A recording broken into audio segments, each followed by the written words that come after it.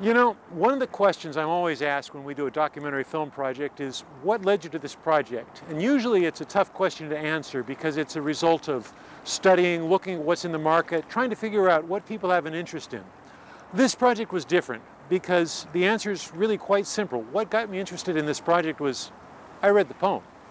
While we often perform only the first stanza, Francis Scott Key's poem, The Defense of Fort McHenry, is a complete work of 4 verses, which expresses one man's impressions, his hope, his fear, and his belief about the future of America and its relationship to God.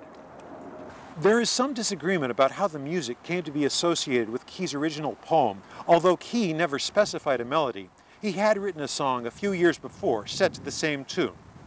But anyone who has ever written a poem knows that it's easy to internalize a rhythm. And while Key wrote reams of poetry, much of it lost, he was not musically inclined and was probably tone deaf. We know that he enjoyed reading poems and would often go to great lengths to acquire copies of works by Lord Byron, Percy Shelley, or his personal favorite, Walter Scott. The melody for the Star-Spangled Banner is often described as a drinking song, but this was not some bawdy melody belted out by drunken laborers at the end of a hard day of work. The Anacreontic song was the official song of the Anacreontic Society, a group of professionals in mid-18th century London. It was written by church organist John Stafford Smith and was popular because it was difficult to sing. Likewise, the Anacreontic Society was a group of intellectuals who enjoyed the poetry of Anacreon, a Greek poet from the 5th century BC, whose work was popular because to appreciate the poetry, you absolutely must understand ancient Greek. Although Francis Scott Key was not by any stretch of the imagination a professional musician, among the defenders at Fort McHenry was Mendes Cohen, a professional performer. According to his own notes, Cohen took the poem which had been given to him, dug through his sheet music and found the tune and set the two together. It soon became very popular among professional performers, but amateurs almost immediately complained that while they loved the passion of the words, the melody was just too hard to sing. National anthems became very common in the 19th century, and by the early 1820s, God Save the King was recognized as the British anthem. Likewise, La Marseillaise was inspiring the French since the 1790s. Perhaps the first tune that can be called an American national anthem was Hail Columbia, which was performed for President Washington. This is the piece, almost certainly, that Paul Jennings performed on his violin at the end of the War of 1812. Hail Columbia praises George Washington as something of a demigod, and frankly, the melody is distinctly reminiscent of the children's song Itsy Bitsy Spider. Hail Columbia, happy land, hail ye heroes ever stand, who fought and bled in freedom's cause, who fought and bled in freedom's cause, and when the first printed reference that I have found to the Star-Spangled Banner as the national anthem is in a newspaper account of July 4th celebrations in 1837. This would have been 5.5 years before Key's death. It's worth noting the distinction between a national anthem and the national anthem. During most of the 19th century, there were 3 songs that at various times were called the national anthem. Hail Columbia, the Star-Spangled Banner, and after 1837, America, or as we commonly call it, My Country 'Tis of Thee. This song had a distinct problem in that it shared the same German melody as God Save the King, and at various times up to 9 separate nations used this melody as their national anthem. While the Star-Spangled Banner was, and still is, difficult for ordinary people to perform, that same distinction made it popular with orchestras and opera singers. By the 1840s, it was common to include the piece in concerts and recitals. In 1849, the Baltimore Sun proclaimed that the Star-Spangled Banner has primacy among American national anthems. But it's worth noting that this is Baltimore, and Baltimore has always had a special fondness for the song composed in its harbor. In 1849, John Skinner, by then a successful publisher, wrote, Mr. Key's visit ended happily in giving us one national song that will be imperishable as the national renown it will ever serve to celebrate and to cherish. Such was the origin of the Star-Spangled Banner. The Star-Spangled Banner was always popular, but in the North it became a touchstone during the American Civil War. It was played prominently during political rallies, often to thunderous applause. Political gatherings often ended with the crowd singing the Star-Spangled Banner in unison. The piece may have been difficult, but the sentiment was easy to understand. Early in 1861, President-elect Lincoln attended his first opera in New York. Before the performance, the entire company sang the Star-Spangled Banner. The audience cheered until it was repeated. Lincoln subsequently had it played at many flag raisings. The first official call for an American national anthem came in 1861, when the New York Evening Post noted that the stirring and beautiful words of the Star-Spangled Banner has such a wide range in its notation that very few voices are adapted to meet its requirements. A national anthem committee was formed, and judges were selected, and a prize of $500 was offered to whoever could compose an effective, popular American national anthem that was easy to sing. Entries were received from over 1,200 people, including Oliver Wendell Holmes, Ralph Waldo Emerson, and Julia Ward Howe, who had written the Battle Hymn of the Republic. But after a long summer of debate, the committee determined that none of the submissions were worthy, and people continued to sing Hail Columbia, and perhaps more often, the Star-Spangled Banner. This is the Francis Scott Key Bridge in Washington, D.C., so named because they demolished Francis Scott Key's house in order to build it, which had been a museum at the time. It's probably the largest monument to Francis Scott Key in America, but it's not the first. The first was built in a place that wasn't even part of America during Key's lifetime. San Francisco, California.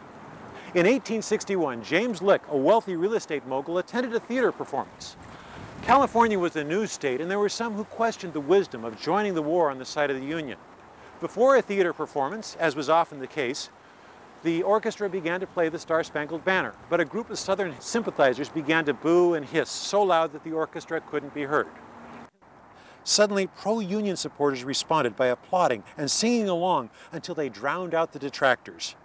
Link was so moved by the experience that in his will he left $60,000 for the construction of this monument, which was completed in 1888.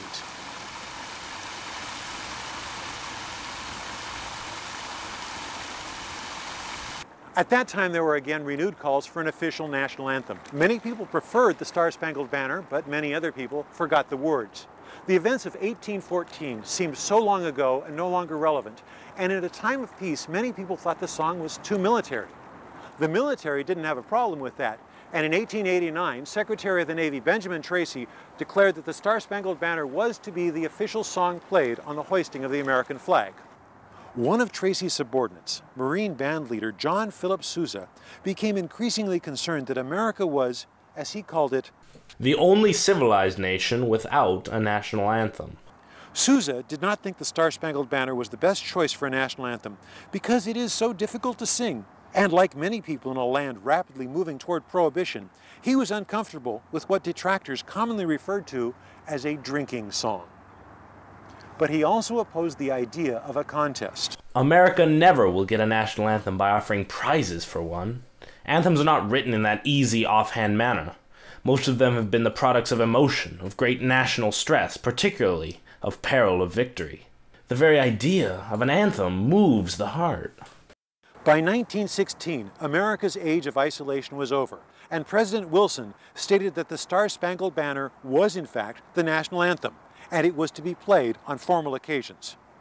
However, the president didn't really have the power to proclaim a national anthem, and almost immediately, there was another problem.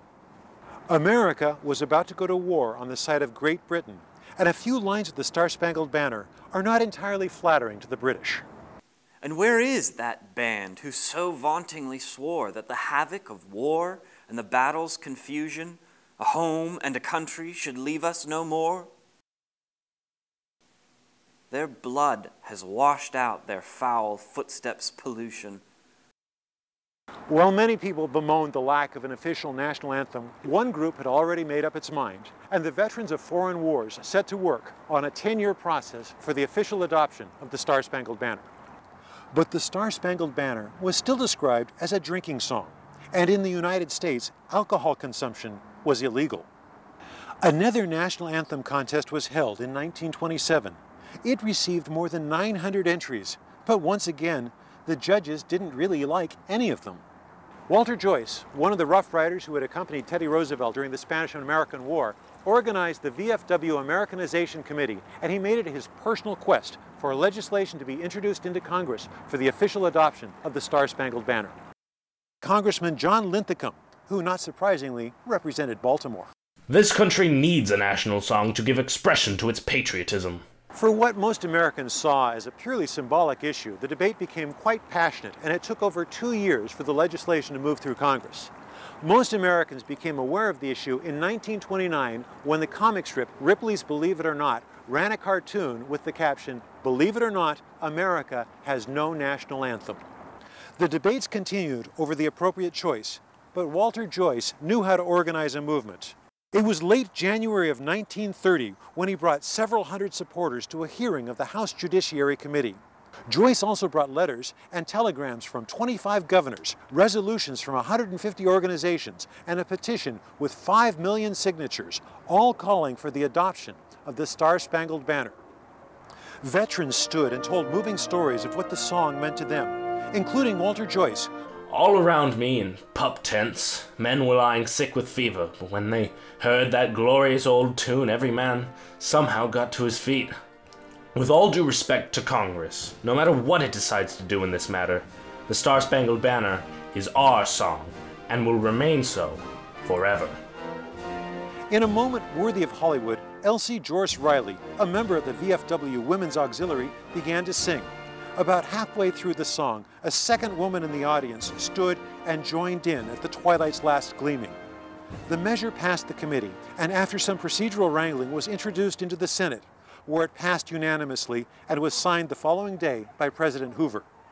John Philip Sousa endorsed the choice, and while there have been more calls to change the national anthem to something easier to sing or with easier lyrics to comprehend and follow along, that will probably never happen.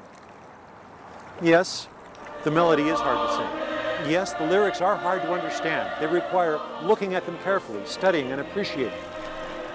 But America, as we probably all know by now, was not built by people who were afraid of a difficult challenge that was worth the effort.